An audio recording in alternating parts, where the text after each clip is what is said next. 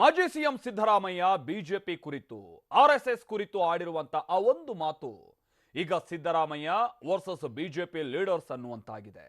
ಈ ಎರಡೂ ಕಡೆ ತಾಲಿಬಾನ್ ಯುದ್ಧ ನಡೀತಾ ಇದೆ. ಅರೆ ಇದೇನಿದು ಇಬ್ಬರ ನಡುವೆ ತಾಲಿಬಾನ್ ಯುದ್ಧ ಅಂತ ಕೇಳ್ತಿದ್ದೀರಾ? ಇಲ್ಲಿದೆ ನೋಡಿ ಡೀಟೇಲ್ಸ್.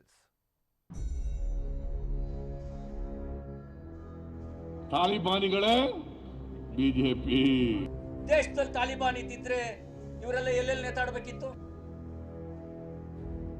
ಸ್ವಾತಂತ್ರ್ಯ ತಂದುಕೊಟ್ಟವ್ರು ಯಾರು? ಆರ್ಎಸ್ಎಸ್. ಅಫ್ಘಾನಿಸ್ತಾನದ ಪರಿಸ್ಥಿತಿನೇ ಇದ್ದಿದ್ರೆ ಪಂಚೆ ಮಾತ್ರ ನೇತಾಡ್ತಿರ್ಲಿಲ್ಲ, ಅವರು ನೇತಾಡೋರು. ತಾಲಿಬಾನರು ಬಂದ ತಕ್ಷಣ ಒಂದು ವಿರೋಧನೂ ಮಾತಾಡಿಲ್ಲ ನೀವು. ಬಿಜೆಪಿ ಅವರು ಇದಾರಲ್ಲ, ಮನುಷ್ಯತ್ವನೇ ಇಲ್ಲ ಅವರು. ಅಫ್ಘಾನಿಸ್ತಾನದಲ್ಲಿ ಅವ್ರ ಅಧಿಕಾರ ತಗೊಂಡಾಗ ವಿರೋಧ ಮಾಡಲಿಲ್ಲ ನೀವು. ಅವತ್ತು ಜೈಲಿಗೆ ಹೋದವ್ರು ಯಾರು? ನಮ್ಮಿಂದ ಉಳಿದಿರೋದು ಸ್ವತಂತ್ರ. ದೇಶಕ್ಕೋಸ್ಕರ ಪ್ರಾಣ ಬಲಿದಾನ ತ್ಯಾಗ ಮಾಡದವರು ದೇಶಭಕ್ತರು. ಚೈನಾ ಆಕ್ರಮಣ ಮಾಡಿದಾಗ ಆರ್ಎಸ್ಎಸ್ ತೋರಿಸಿದಂತ ತ್ಯಾಗ, ಶೌರ್ಯ, ಪರಾಕ್ರಮದ ಕಾರಣಕ್ಕೆ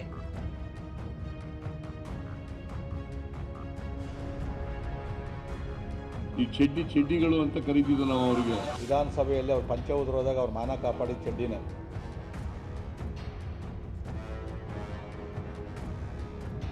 ತಾಲಿಬಾನಿಗಳೇ ಬಿಜೆಪಿ. ದೇಶದಲ್ಲಿ ತಾಲಿಬಾನ್ ಇದ್ದಿದ್ರೆ ಇವರೆಲ್ಲ ಎಲ್ಲೆಲ್ಲಿ ನೇತಾಡಬೇಕಿತ್ತು? ಸ್ವಾತಂತ್ರ್ಯ ತಂದುಕೊಟ್ಟವ್ರು ಯಾರು? ಆರ್ಎಸ್ಎಸ್. ಅಫ್ಘಾನಿಸ್ತಾನದ ಪರಿಸ್ಥಿತಿನೇ ಇದ್ದಿದ್ರೆ ಪಂಚೆ ಮಾತ್ರ ನೇತಾಡ್ತಿರ್ಲಿಲ್ಲ, ಅವರು ನೇತಾಡೋರು. ತಾಲಿಬಾನರು ಬಂದ ತಕ್ಷಣ ಒಂದು ವಿರೋಧನೂ ಮಾತಾಡಿಲ್ಲ ನೀವು. ಬಿಜೆಪಿ ಅವರು ಇದಾರಲ್ಲ, ಮನುಷ್ಯತ್ವನೇ ಇಲ್ಲ ಅವರು. ಅಫ್ಘಾನಿಸ್ತಾನದಲ್ಲಿ ಅವ್ರ ಅಧಿಕಾರ ತಗೊಂಡಾಗ ವಿರೋಧ ಮಾಡಲಿಲ್ಲ ನೀವು. ಅವತ್ತು ಜೈಲಿಗೆ ಹೋದವ್ರು ಯಾರು? ನಮ್ಮಿಂದ ಉಳಿದಿರೋದು ಸ್ವತಂತ್ರ. ದೇಶಕ್ಕೋಸ್ಕರ ಪ್ರಾಣ ಬಲಿದಾನ ತ್ಯಾಗ ಮಾಡದವರು ದೇಶಭಕ್ತರು. ಚೈನಾ ಆಕ್ರಮಣ ಮಾಡಿದಾಗ ಆರ್ಎಸ್ಎಸ್ ತೋರಿಸಿದಂತ ತ್ಯಾಗ, ಶೌರ್ಯ, ಪರಾಕ್ರಮದ ಕಾರಣಕ್ಕೆ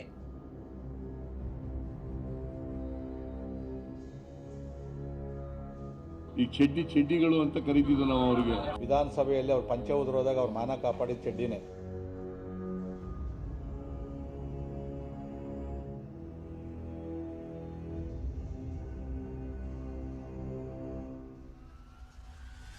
ಸಿದ್ದು ಸಿಡಿಸಿದ ಮಾತಿನ ಸಿಡಿಗುಂಡು ಕೇಸರಿ ಮನೆಯಲ್ಲಿ ದೊಡ್ಡದಾಗಿ ಸ್ಫೋಟಿಸಿದೆ. ಸಿದ್ದು ಕಿಡಿನುಡಿಗೆ ಗುರಾಣಿ ಹಿಡಿದು ಯುದ್ಧಕ್ಕೆ ನಿಂತಿರೋ ಕಮಲ ಕಲಿಗಳು ಒದ್ದಾಟಕ್ಕೆ ನಿಂತಿವೆ. ಬಿಜೆಪಿ ಆರ್ಎಸ್ಎಸ್ ಅನ್ನ ತಾಲಿಬಾನಿಗೆ ಹೋಲಿಸಿದ ಸಿದ್ದರಾಮಯ್ಯ ಮಾತು ರಾಜ್ಯ ರಾಜಕಾರಣವನ್ನೇ ಧಗಧಗಿಸುವಂತೆ ಮಾಡ್ತಿದೆ.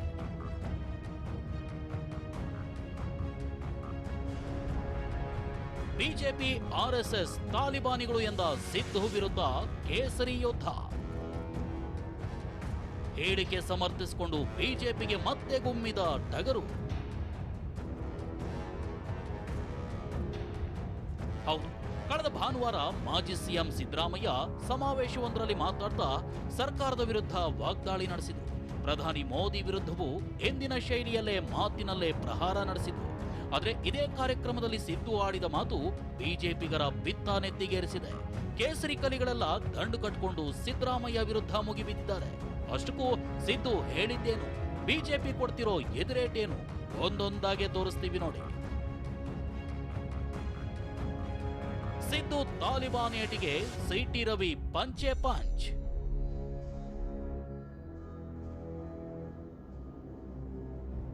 ರಾಜ್ಯ ಸರ್ಕಾರದಲ್ಲಿ ಬಿಜೆಪಿ ಮುಖವಾಡ ಧರಿಸಿದ್ರೆ ಆರ್ಎಸ್ಎಸ್ ಆಡಳಿತವನ್ನ ಡ್ರೈವ್ ಮಾಡ್ತಿದೆ.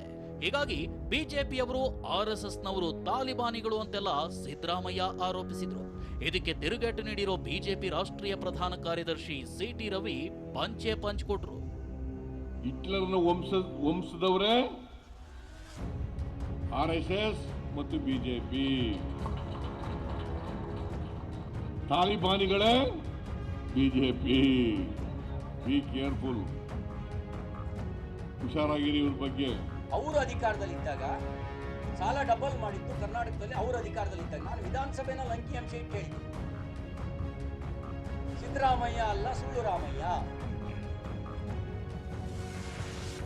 ವಯಸ್ಸಾದ್ಮೇಲೆ ಕಣ್ಣಿನ ಪೊರೆ ಜಾಸ್ತಿ ಆಗತ್ತಂತೆ, ಹಂಗೆ ಅವರಿಗೆ ಯಾವ್ಯಾವ ಪೊರೆ ಬೆಳೆದಿದೆಯೋ ಗೊತ್ತಿಲ್ಲ, ಅದಕ್ಕೆ ತಾಲಿಬಾನು ಆರ್ಎಸ್ಎಸ್ ಒಂದೇ ತರ ಕಾಣುತ್ತೆ ಅಲ್ಲ ಹೇಳಿದಿಲ್ಲ. ಆ ಥರದಿಲ್ಲ ಅಂತ. ಆರ್ಎಸ್ಎಸ್ ತಾಲಿಬಾನು ಒಂದೇ ಆಗಿದ್ರೆ, ಬಿಜೆಪಿ ತಾಲಿಬಾನ್ ಒಂದೇ ಆಗಿದ್ರೆ ಅಲ್ಲೆಲ್ಲ ವಿಪಕ್ಷಗಳನ್ನ ಕ್ರೇನಲ್ಲೆಲ್ಲ ನೇತಾಡಿಸಿದ್ದಾರೆ.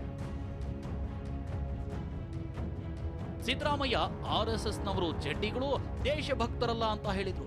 ಇದಕ್ಕಿಂದು ತಿರುಗೇಟು ನೀಡಿರೋ ಶಾಸಕ SR ವಿಶ್ವನಾಥ್ ಸದನದಲ್ಲಿ ಸಿದ್ದು ಪಂಚೆ ಉದುರಿದಾಗ ಮಾನ ಉಳಿಸಿದ್ದೆ ಚೆಡ್ಡಿ ಅಂತ ಟಾಂಗ್ ಕೊಟ್ರು. ಬಿಜೆಪಿ ಮುಖವಾಡ RSS ನ ಡ್ರೈವಿಂಗ್.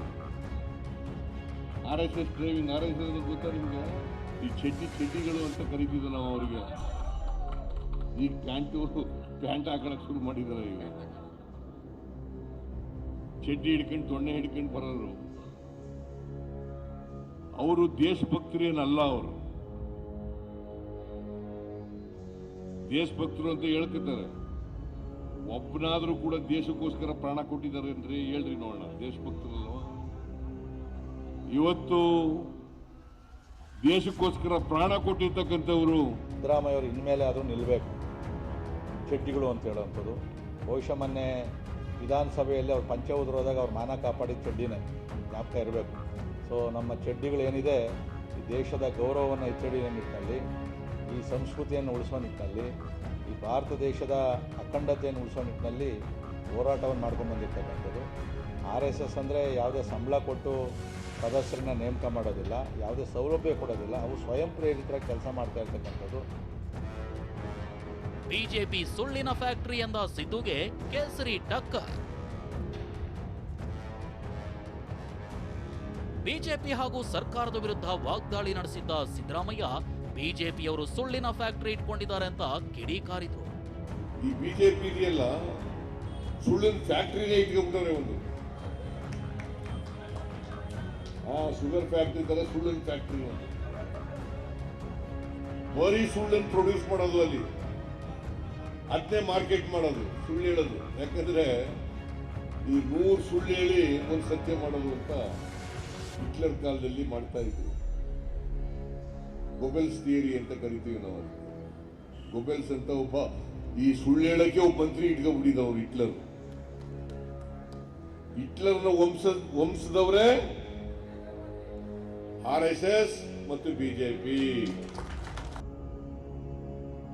ಆದ್ರೆ ಸಿದ್ದು ಮಾತಿಗೆ ತಿರುಗೇಟು ನೀಡಿರೋ ಕಮಲ ನಾಯಕರು ಸಿದ್ದರಾಮಯ್ಯ ಬಿಜೆಪಿ RSS ಬಗ್ಗೆ ಅಪಹಾಸ್ಯ ಮಾಡ್ತಿದ್ದಾರೆ ಅಂತ ಗೃಹ ಸಚಿವ ಅರಗ ಜ್ಞಾನೇಂದ್ರ ಹೇಳಿದ್ರೆ, ಕೆಲವರ ಬಾಯಲ್ಲಿ ಭಗವದ್ಗೀತೆ ಬರಲ್ಲ ಅಂತ ಕೋಟ ಶ್ರೀನಿವಾಸ್ ಪೂಜಾರಿ ಹೇಳಿದ್ರು. ಈ ಕೆಲವರ ಬಾಯಲ್ಲಿ ಭಗವದ್ಗೀತೆ ಬರೋದಿಲ್ಲ ಅಂದ್ರೆ ಅರ್ಥ ಇಲ್ಲ. ಇನ್ನೊಂದು ಸ್ವಲ್ಪ ಬಿಡಿಸಿ ಹೇಳಿ, ಪರವಾಗಿಲ್ಲ. ಏನೂ ಇಲ್ಲ. ಈಗ ಒಳ್ಳೆಯ ಸುದ್ದಿಗಳನ್ನು ಹೇಳಬೇಕಾದ್ರೂ ಮನಸ್ಸು ಶುದ್ಧ ಇರಬೇಕಲ್ಲ. ತಾಲಿಬಾನಿಗೂ RSSಗೂ ಇರುವಂಥ ವ್ಯತ್ಯಾಸಗಳನ್ನು ಅಂತ ಹಿರಿಯರು ಅರ್ಥ ಮಾಡ್ಕೊಳ್ತಾ ಇದ್ರೆ, ಅರ್ಥ ಇದೆ ಅವರಿಗೆ. ಖಂಡಿತವಾಗೂ ಒಬ್ಬ ವಿರೋಧ ಪಕ್ಷದವರಾಗಿ ಎಲ್ಲೋ ಒಂದು ಕಡೆ ಕೆಣಕಬೇಕು, ಚುಚ್ಚಬೇಕು, ಜನರ ಎದುರುಗಡೆ ಒಂದು ಸಂಘಟನೆಯನ್ನು ಅಪಹಾಸ್ಯ ಮಾಡಬೇಕು ಅನ್ನೋ ಕಾರಣಕ್ಕಾಗಿ ಹೇಳ್ತಾರೆ.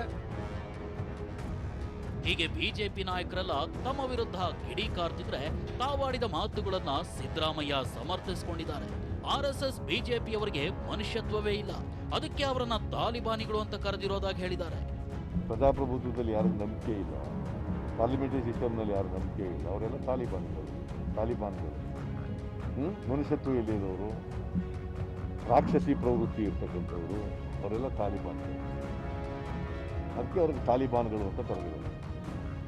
ಗೊತ್ತಾಯ್ತಾ? ಬಿಜೆಪಿಯವರು ಇದ್ದಾರಲ್ಲ, ಮನುಷ್ಯತ್ವನೇ ಇಲ್ಲ ಅವರಿಗೆ. ಪ್ರಜಾಪ್ರಭುತ್ವ ನಂಬಿಕೆ ಇದೆ ಅವರಿಗೆ, ಸಂವಿಧಾನದಲ್ಲಿ ನಂಬಿಕೆ ಇದೆ ಅವರಿಗೆ. ಒಟ್ನಲ್ಲಿ ಸಿದ್ದು ಏಟಿಗೆ ಕೇಸರಿ ಪಡೆ ಎದುರೇಟು ಕೊಡ್ತಿದೆ. ಯಾರಿಗೂ ಕೇರ್ ಮಾಡದೆ ಸಿದ್ದರಾಮಯ್ಯ ತಮ್ಮ ಮಾತುಗಳನ್ನ ಸಮರ್ಥಿಸಿಕೊಳ್ತಿದ್ದಾರೆ. ಈ ಕಾದಾಟ ಅದೆಲ್ಲಿಗೆ ಹೋಗಿ ನಿಲ್ಲುತ್ತೋ ಕಾದು ನೋಡಬೇಕು.